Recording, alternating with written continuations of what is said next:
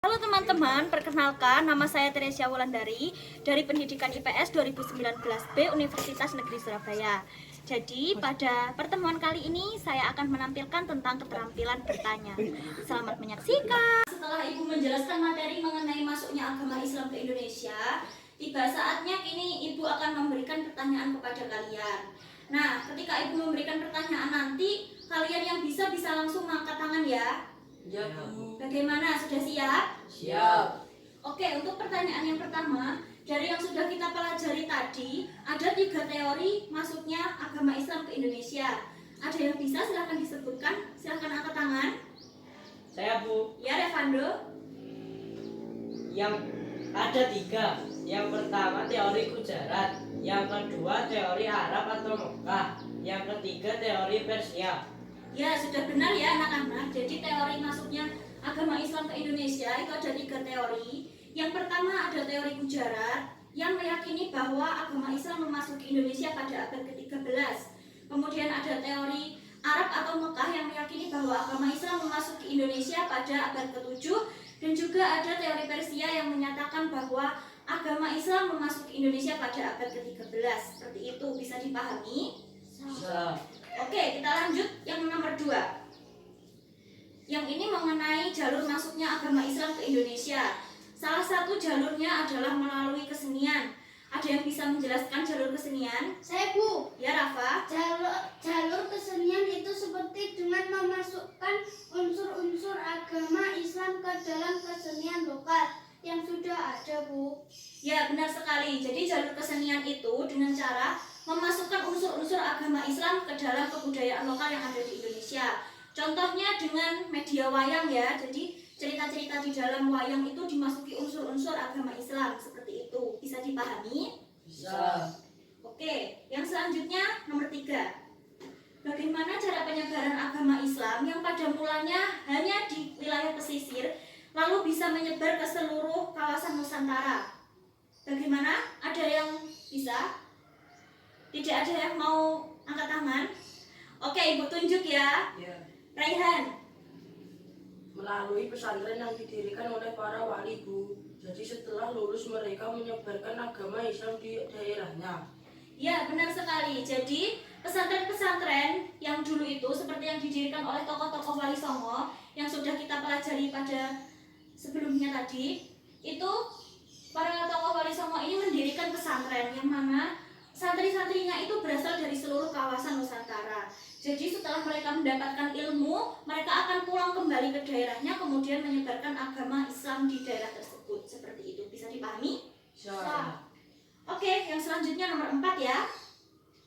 Pada saat agama Islam memasuki Indonesia, di Indonesia itu sudah terdapat agama yang masuk sebelumnya, yaitu agama Hindu dan juga Buddha. Lalu mengapa penyebaran agama Islam cenderung lebih cepat dan juga banyak orang yang memeluk agama Islam pada saat itu? Ada yang bisa? Saya, Bu. Ya, silakan Rehan. Ada 4 faktor, Bu, yaitu Islam masuk dengan cara damai. Islam tidak mengenal kasta. Upacara keagamaan tidak membutuhkan banyak biaya. Cara masuk Islam mudah.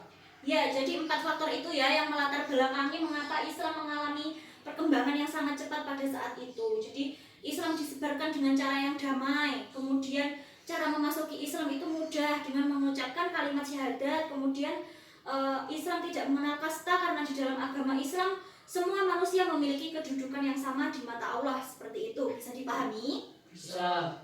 Oke, yang selanjutnya kita memasuki nomor 5 ya. Seperti yang kita pelajari sebelumnya, akulturasi budaya antara kebudayaan Islam dengan kebudayaan lokal yang ada di Indonesia itu banyak memunculkan berbagai tradisi dan juga kebudayaan baru. Nah, namun seiring dengan berkembangnya zaman, tradisi dan kebudayaan ini mulai pudar. Jadi, apa yang bisa kita lakukan sebagai generasi muda untuk mengatasi hal tersebut? Ada yang bisa? Saya, Bu. Ya, Revando. Caranya belajar mengenai tradisi dan kebudayaan tersebut. Kemudian berusaha melestarikan sesuai dengan kemampuan, misalnya dengan membuat konten di media sosial. Ya, benar sekali. Jadi sekarang kan zamannya sudah berkembang dengan pesat ya anak-anak. Jadi semuanya itu sekarang bisa dilakukan melalui media sosial. Salah satunya adalah dengan melestarikan kebudayaan-kebudayaan yang sudah ada di Indonesia seperti itu. Jadi kita harus bisa memanfaatkan media sosial dengan baik. Salah satunya adalah dengan membuat konten positif yang berguna untuk melestarikan kebudayaan yang sudah ada seperti itu. Bisa dipahami? Bisa. Baik, sekarang Ibu akan memberikan pertanyaan yang terakhir ya. Siap-siap semuanya ya. Oke, jadi dari seluruh jalur masuknya agama Islam ke Indonesia, baik dari jalur kesenian, kemudian pendidikan, perdagangan, politik, itu dari seluruh jalur itu, menurut kalian manakah jalur yang memiliki pengaruh besar dalam penyebaran agama Islam di Indonesia? Silakan angkat tangan. Saya Bu, Ya, Rafa. menurut saya melalui perdagangan Bu. Seleb para perdagangan selain berdagang juga menyebarkan agama Islam di daerah yang disehinggainya. Oke, ada pendapat lain? Ada. Ya. Menurut saya jalur politik Bu, sebab raja atau penguasa yang sudah memeluk Islam mampu mempengaruhi rakyatnya. Ya, benar sekali. Kemudian ada lagi? Ya Bu, Ya. menurut saya melalui kesenian Bu, sebab melalui kesenian orang awam mampu memahami ajaran Islam dengan baik. Ya, benar sekali. Jadi yang sudah kalian sampaikan tadi, pendapat kalian adalah benar ya. Jadi pendapat setiap orang itu harus kita hargai, dan pendapat dari kalian itu sudah benar. Jadi dari kelima jalur tersebut sebenarnya semuanya memiliki peranan yang besar dalam penyebaran agama Islam di Indonesia. Seperti itu. Bisa dipahami? Bisa. Baik sekali. Jadi sepertinya kalian ini sudah memahami materi yang Ibu sampaikan ya. Jadi kalian bisa menjawab semua pertanyaan dari Ibu dengan baik. Oke, tepuk tangan untuk kita semua ya.